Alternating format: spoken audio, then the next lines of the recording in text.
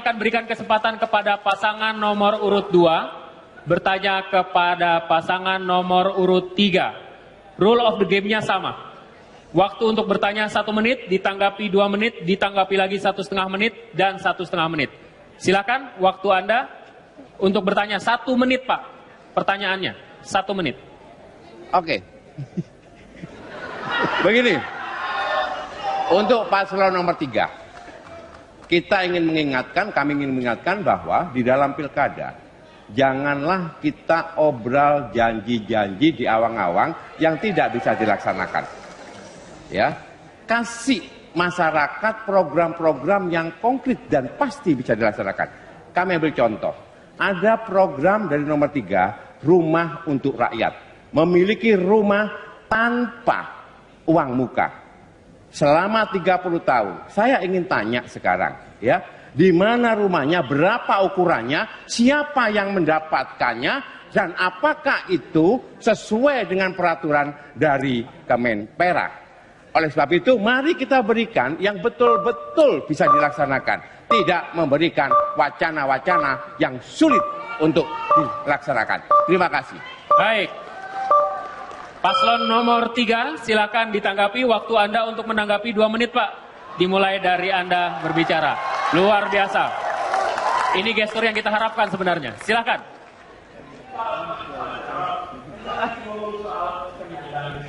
Ada peningkatan kualitas hidup tuh salah satu.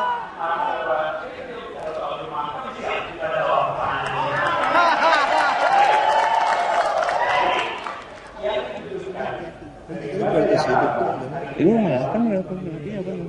Enggak apa-apa. Enggak. Enggak.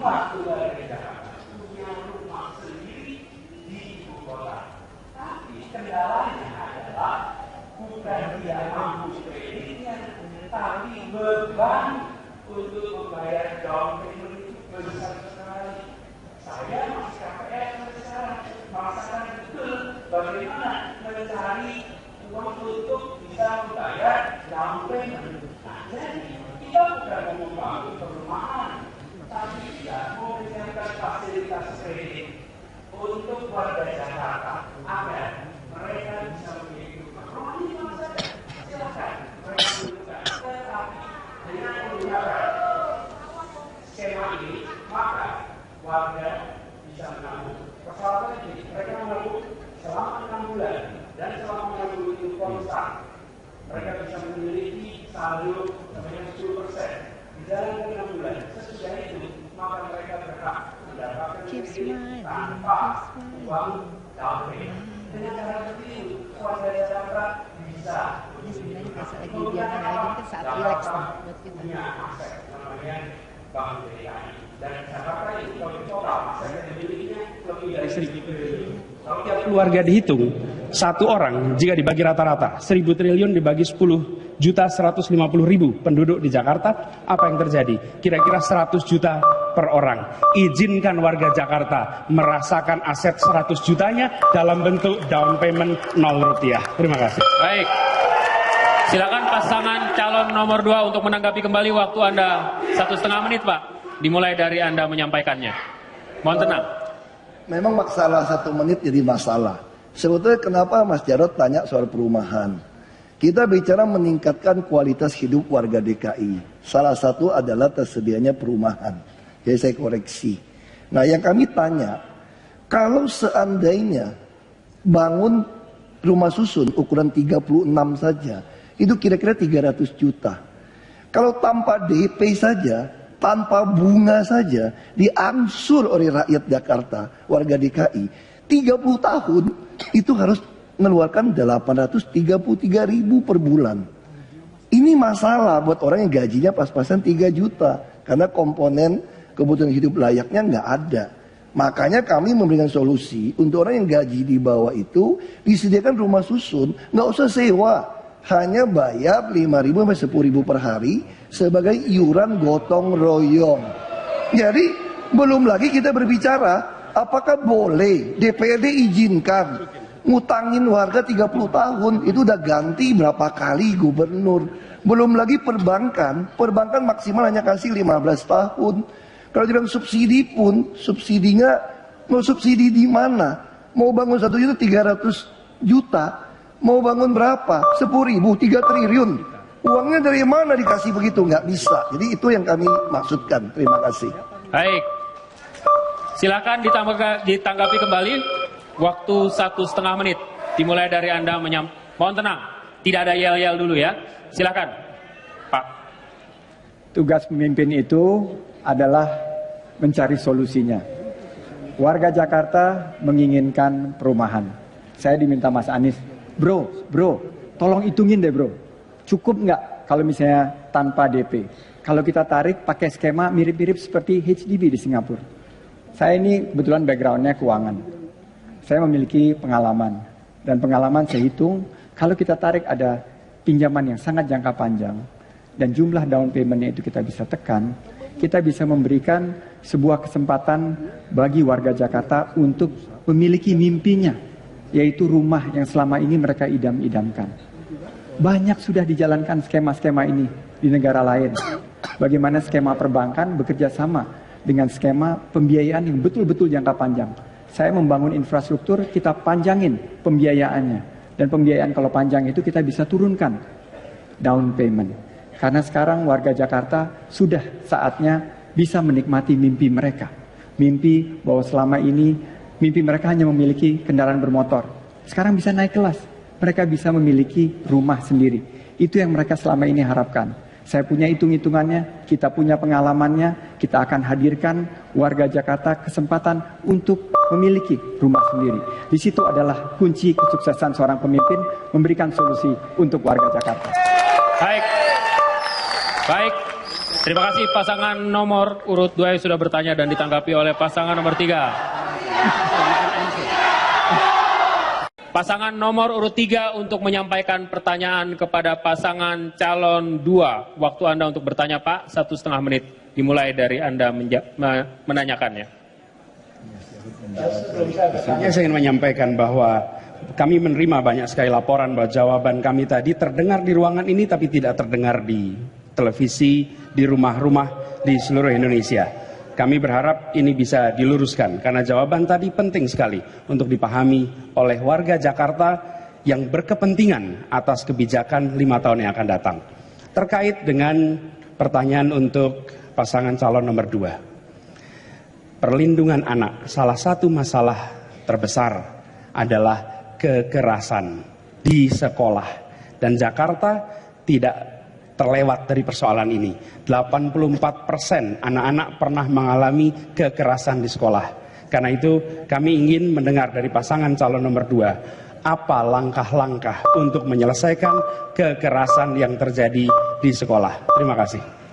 Ada tambahan? Cukup? Oke, kami persilakan pasangan nomor 2 untuk menjawab pertanyaan yang dilontarkan oleh pasangan nomor 3. Waktu Anda 2 menit Pak, dimulai Anda menjawab. Ya, sebetulnya sudah kami lakukan. Kalau Anda melakukan kekerasan, bullying, maka Anda pasti dikeluarkan dari sekolah negeri. Waktu itu banyak yang protes. Makanya sekarang kita lihat di Jakarta kekerasan berantem massal itu turun. Kenapa? Orang bertanya saya, kenapa kamu begitu tega? Bukan tega, karena ini pengalaman. Adik perempuan saya, anak perempuan bapak saya satu-satunya, di kampung kelas 3 SD berantem massal. Padahal zaman itu guru-guru dibiayai, dibantu dari bapak saya secara pribadi. Lalu seorang guru bernama Ibu Bondet masih hidup sampai hari ini, 80-an, baru kita umrohkan tahun lalu. Beliau mengatakan seluruh kelas tidak boleh naik kelas. Bapak saya protes, tapi ibu saya mengatakan tidak bisa. Inilah disiplin. Maka adik saya dan satu kelas tidak naik kelas 1 tahun. Tapi akibatnya apa? Adik saya ini bisa masuk ke SMA Negeri 1 Budi Utomo di Jakarta. Lalu bisa masuk di UI. Lalu bisa lulus juga cum laude di Melbourne. Coba kalau waktu itu dibiarkan anak ini tidak dikenakan sanksi. Tentu adik saya berbeda. Dan sekarang berbeda semua nasibnya. Jadi kami terapkan di Jakarta. Kalau ada yang nekat berantem, bullying, pasti kami keluarkan. Atau tidak naik kelas. Ada 2 cara. Nah, makanya sekarang kita bisa lihat hasilnya di Jakarta yang berantem antar kelas itu turun. Kalau dia pindah ke swasta masih lakukan juga, kita akan keluarkan. Lebih baik Anda ya belajar jadi tinju saja sekalian. Tapi dengan cara hukum tidak naik kelas setahun, biasanya anak-anak ini mulai berubah. Jadi sanksi yang mendidik sebagai orang tua harus kita lakukan. Karena kita adalah orang tua pada semua warga DKI. Terima kasih. Baik. Kami berikan kesempatan kepada pasangan nomor 3 untuk menanggapi. Ya. Cukup, terima kasih. Kekerasan itu ada dua, ada verbal dan ada fisik. Fisik ada 8 jenis kekerasan. Pak Basuki, mengeluarkan anak dari sekolah sama seperti kalau anak kita nakal kita berhentikan dari anak. Nggak bisa, mereka tetap anak kita. Tidak dikeluarkan dari sekolah, justru mereka harus lebih banyak dididik. Dan yang tadi diceritakan bukan penanggulangan. Yang harus dilakukan adalah, sudah ada Pak, ketika saya menjabat Mendikbud, kita mengeluarkan Permendikbud nomor 83 tahun 2016. Apa yang dikerjakan? Tahun 2015. Apa yang dilakukan? Membuat gugus pengendalian kekerasan di sekolah dan di kota. Dan gugus ini terdiri dari guru, orang tua, ahli psikologi, tokoh masyarakat, tokoh pendidikan menangani di level sekolah dan menangani di level kota. Sehingga pola kekerasan itu ditangani secara sistematis. Hari ini kekerasan itu dua ekstrim. Satu dipandang sebagai masalah pribadi anak dan lingkungan, lalu minta tolong waktu menyelesaikan, atau dianggap sebagai masalah hukum dibawa ke polisi. Sementara yang kita harus lakukan adalah menginstitusikan solusi. Solusi pengendalian, ada gugus di level sekolah, ada gugus di level kota. Lalu ini didanai oleh dana Pemda. Tugasnya apa? Memantau potensi kekerasan, kemudian mengendalikan bila terjadi, dan yang tidak kalah penting memberi sanksi bila ada masalah. Otoritasnya dari mana? Dari Pemda. Makasih. Baik, terima kasih. Kembali saya berikan kesempatan kepada pasangan nomor 2 untuk menanggapi pasangan nomor 3. Waktu Anda 1,5 menit, Pak. Terima kasih. Pak Anies, bahwa di sekolah kami, sekolah-sekolah negeri, itu sudah ada peraturan. Di mana peraturan itu disampaikan kepada orang tua maupun kepada murid. Ada beberapa aturan larangan yang tidak diperbolehkan di sekolah itu. Salah satunya adalah kekerasan terhadap temannya. Kemudian narkoba. Dan itu ditandatanganin oleh orang tua dan anaknya. Ketika terjadi kekerasan dalam sekolah itu, tentu saja dipanggil. Kemudian diberikan pemahaman dan sekaligus surat pernyataan itu. Sehingga kepada yang bersangkutan disarankan untuk pindah sekolah. Termasuk juga kalau itu menyangkut masalah persoalan hukum, kami sampai membebaskan mereka yang tersangkut masalah hukum demi melindungi mereka. Cara-cara pencegahan juga kita lakukan dengan melalui pemberdayaan guru-guru kami dengan memperhatikan setiap siswa di sekolahnya. Kemudian menggabungkan beberapa sekolah yang seringkali bentrok satu sama lain. Dengan cara seperti itu, anak-anak kita aman dari tindak kekerasan terhadap temannya sendiri maupun yang dilakukan oleh orang lain ataupun guru. Konsekuensinya adalah para guru-guru ini dididik betul dan diberikan gaji yang cukup untuk bisa mengawasi anak-anaknya supaya tidak melakukan kekerasan di sekolah. Terima kasih. Baik, terima kasih pasangan nomor 3 dan pasangan nomor 2. Mohon tenang. Iya, terima kasih.